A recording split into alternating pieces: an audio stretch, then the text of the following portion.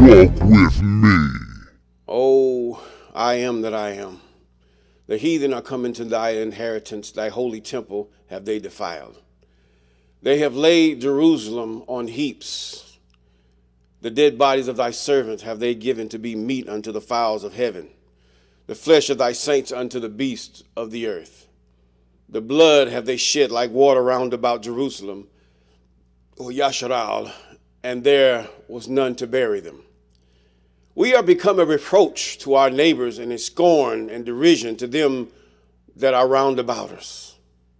How long, O I am that I am, wilt thou be angry forever? Shall thy jealousy burn like fire?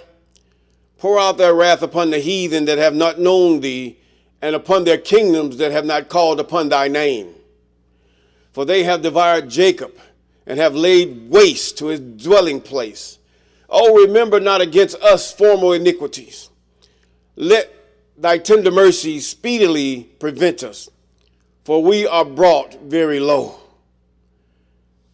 Wherefore should the heathen say, where is thy God? Let him be known among the heathen in our sight by the revenging of blood of thy servants which is shed.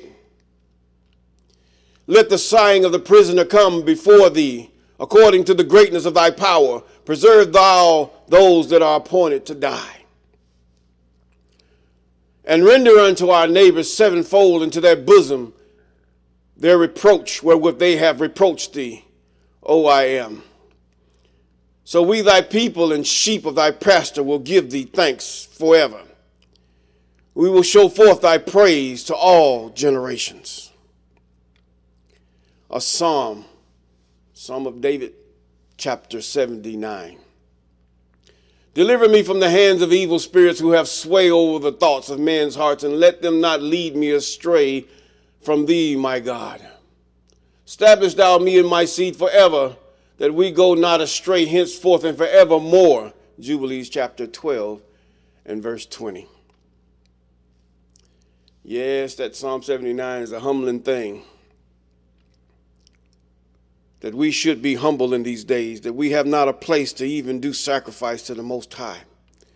We have not a place where we can correctly even put forth the Passover, correctly perform the Feast of Unleavened Bread and to give thanks. The sacrifice of thanks, the sacrifice of thanksgiving is not just saying thank you. That's not a sacrifice. The sacrifice of thanksgiving is what God prescribes in the book of Leviticus. That's the book of the Levites. For those of you who don't understand, it's written in Latin. That's a Latin word. But the fact is, we have not a place even to sacrifice, to do those things that God tells us to do. We have not a temple. The Levites are even lost, don't even know who they are. Yes, in this season, let us look with tears and cry out to God that these things have been taken away from us. Yes, and they say they replace it with baptism and all these things of the heathen. No. For those things were not for John was foretold, yes, according to the scriptures, but not baptism. Where did he come with that from? But we must call a buck.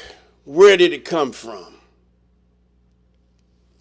Now, good morning, good afternoon, good evening, those of you on TikTok, YouTube, and we thank God for you and you.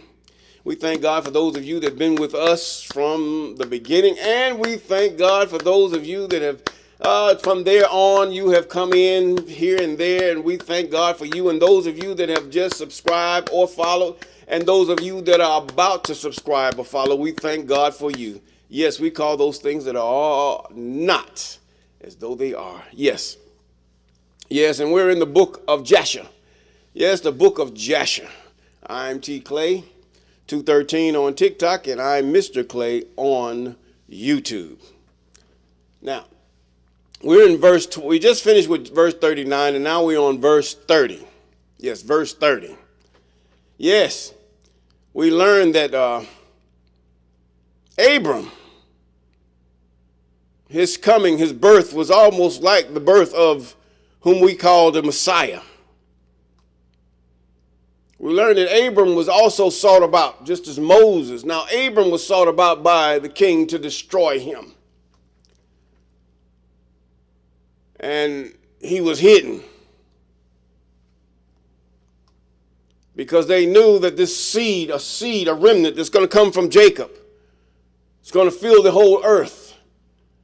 Even the Jerusalem that we see now, I say from all aspects and all scripture, that it's still in the land they call Palestine. It's there. That's it. Yes, it fits the description in Kings and all other things that we have, all other scriptures. Desolate. Nobody lives there. Nobody stays there. It's desolate. No, it's jackals and all these other things are there. Lizards and whatever. All kind of bugs and whatever. It's no vegetation. It's just desert. Yes, it's there. Yes. It's in the land they call Palestine. But it's called the land of Canaan too. They even call it the land of Canaan. But the Israel that the fake ones have gotten is not it. That's another place.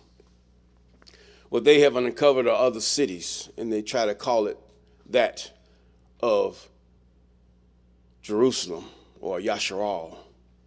Now, in verse 30, he says, And Terah answered the king, saying, I beseech thee, I beg thee, my Lord, or my owner and king. That's what he's saying. The king, you own me.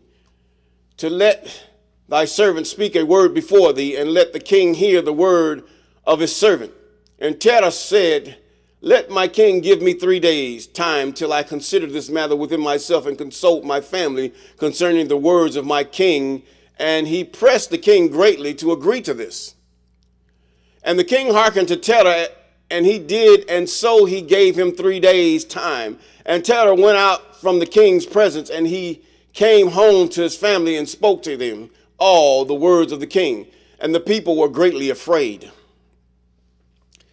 And it was in the 3rd day that the king sent to Terah, saying, Send me thy son for a price, as I spoke to thee. And shouldest thou not do this, I will send and slay all thou hast in thy house.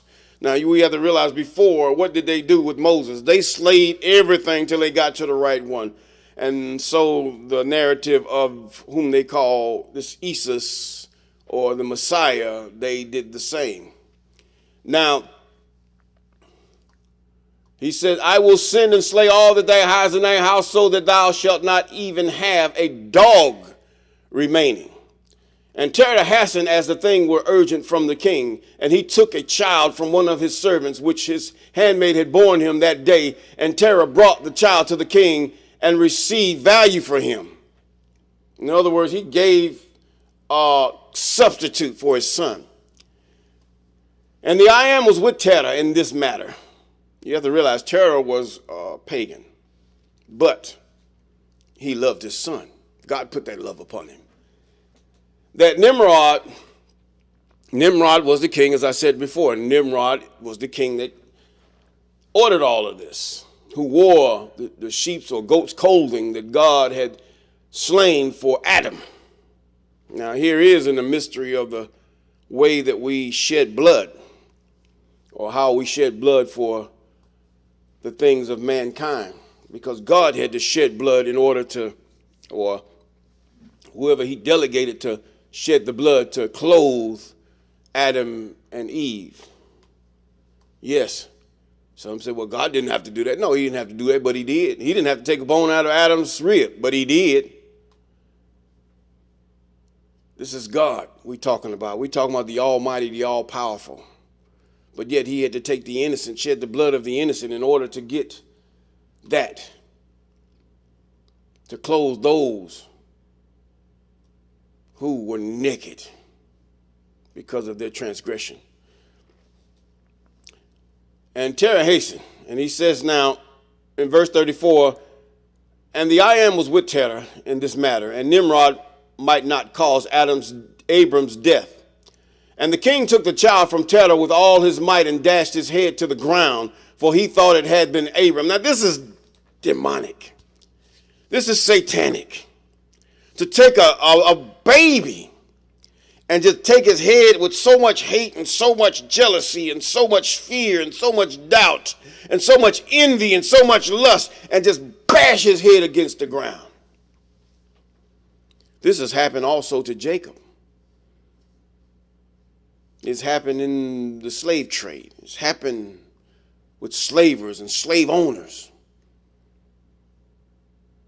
colonizers. But yet, we cry to God. Our blood cries to God. And that blood shall be answered. That cry will be answered. And his head to the ground, for he thought it had been Abram. And this was concealed from him from that day. And it was forgotten by the king, as it was the will of the providence not to suffer Abram's death. Now, he took a sacrifice. Now, this is where he sacrificed a baby. He sacrificed a baby. He took a baby and put it in his son's stead. No man can die for the sins of all men upon the earth. Abraham had not yet sinned. He was just a child. So where was his sin? Where was his transgression against the laws of the Most High? Nowhere. You cannot compare that. Now, and with his mother and nurse, he concealed them in a cave, and he brought them their provisions monthly. What happened? She went to a manger. Didn't Mary go to a manger? He was born in a manger, a cave. This is what they show you. Oh, busted. But anyway, and the Egyptians, oh my. We can walk this thing all day. Walk with me. And he brought them to their provisions monthly. And the I Am was with Abram in the cave, and he knew, and he grew up, and Abram was in the cave 10 years. 10 years. And the king and his princes, soothsayers and sages throughout the king, that the king had killed Abram. Chapter 9. And Haran, the son of Terah, Abram's oldest brother, took a wife in those days. And Haran was 39 years old when he took her. And the wife of Haran conceived and bare a son, and he called his name Lot. And she conceived again and bare a daughter, and she called her name Milcah. And she again conceived and bare a daughter, and she called her name Sarai. Her names have never been changed. Yeah, by the colonizers, yes, it was changed, or by someone else's auspices, because they have a way of infusing things. And I can take a book and I can infuse things that doesn't make sense in that book, but yet it sounds like it's just flowing with the book. We have to be careful because things have been infiltrated. Haran was 42 years old when he begot Sarah, which was in the 10th year of the life of Abram. And in those days, Abram and his mother nurse went out from the cave, as the king and his subjects had forgotten the affair of Abram. Now, see, he thought he had killed Abram. That's what happened. He thought he had bashed his head against the ground. That's the end of my problems. That was my fear. Just as Herod said, and just as Pharaoh, my fears that these people are going to overcome me and I will lose power. Look at what's happening. The great whore, the one that sits up there on the throne, in the harlots, Babylon. She fears because her power is about to be diminished, and she shall be burnt with fire. And her merchants and all those that have sold to her shall stand afar off and watch the flame of her torment and begin to cry. Come on here. And she conceived again in a daughter, and she called her name Sarai. In verse 4, chapter 9, Haran was 42 years old when he begot Sarah, and which was in the 10th year of the life of Abram. In those days, Abram and his mother and nurse went out from the cave, as the king and his subjects had forgotten the affair of Abram. Now, this is something, women of honor, they always had this woman that would serve them, not by force, because she wanted to, or they paid her to. Apparently, these people had some money, or they had provisions that See, that this person could join themselves to him. I will serve you and be part of your life and do those things that are right with you. See to your affairs. Even the men, even Abram, all these had servants, men and women that they paid to do things because they were royalty. Come on, yeah. Yes. And when Abram came out from the cave, he went to Noah and his son Shem. And it's saying Noah was still living at this time. And his son Shem now, and he remained with them to learn the instructions of the I Am and his ways. Abram, you see, this is going to tell you how Abram received favor from God. And no man knew where Abram was, and Abram served Noah and Shem and his son for a long time. I mean, you go in somebody's house. When you go to somebody's house, when you do things for people, you serve them. In other words, I'm here. Just like a child. You in the house of your mother and father. I'm here. I serve you. Not to the point where you're a slave or anything, where you clean up behind yourself, where you fix your bed, where if you have to go out and chop wood, you'll chop wood, or you go out and you have to fix things. You learn how to fix things. I mean, go get grocery, do this, do that. But instead of the child serving the father serving the child in these days. This is wrong. Now,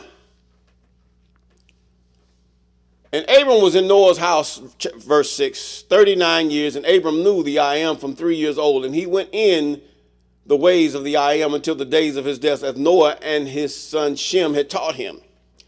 And all the sons of the earth in those days greatly transgressed against the I Am, and they rebelled against him, and they served other gods, and they forgot the I Am who had created them in the earth. And the inhabitants of the earth made unto themselves at that time every man his god, gods of wood, gods of stone, and could neither speak nor hear and deliver. And the sons of men served them, and they became their gods. Have you not noticed in the churches and all over, those that's supposed to only serve one God have become with trinities and become with all kind of idols and wooden artifacts and all these things?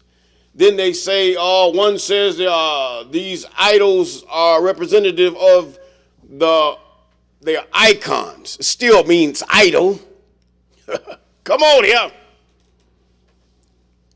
And then you got those who say, well, we worship them because they were holy. Who made them holy? Who said they were holy? Did they live the life according to the statutes, commandments, and ordinances and the laws of the Most High? That's a question to be answered. Who was the judge to say they were holy? They be showered with gold and gifts and all manner of precious things, even to the bowing. Verse 8, and Terah had 12 gods of large size and made wood and stone after the 12 months of the year. And he served each one monthly. And every month Terah would bring his meat offering and drink offering to his gods. Thus did Terah all the days. And all that generation were wicked in the sight of the I Am, and they thus made every man his god, but they forsook the I Am who created them. Okay? And there was not a man found in those days in the whole earth who knew the I Am, for they served each man his own god, except Noah and his household, and all those who were under his counsel knew the I Am in those days. And Abram the son of Terah was waxing great in those days in the house of Noah, and no man knew it. And the I Am was with him. And the I Am gave Abram an understanding heart. Here we go. When God gives you a heart of understanding to hear what I'm saying. And he knew all the works of that generation were vain, and that all their gods were vain and were of no avail. And with that, we're going to say, peace.